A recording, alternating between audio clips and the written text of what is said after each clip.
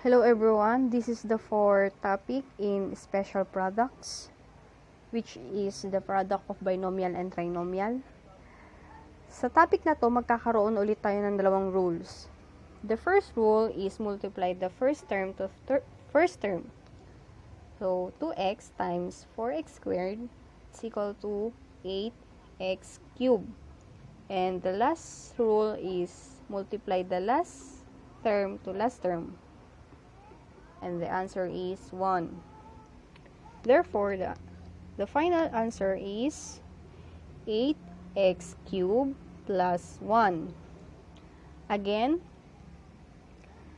the two rules in product of binomial and trinomial are multiply the first term to first term and multiply the last term to last term. Next example. A plus B times A squared minus AB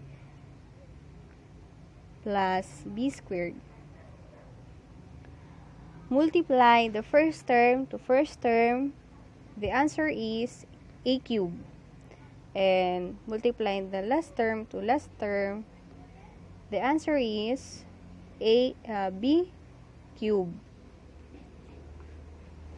Next example. X plus 4 times x squared minus 4x plus 16.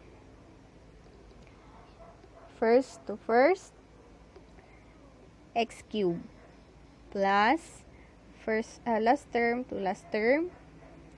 The answer is 64.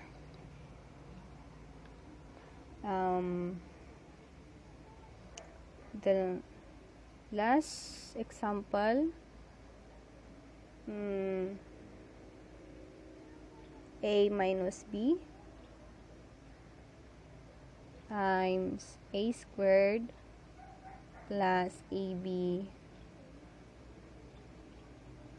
plus B squared. Gawin nating minus. Ito. So, first term to first term, A cubed negative times negative, positive, negative. Last term to last term, B cubed. So, that's all for today.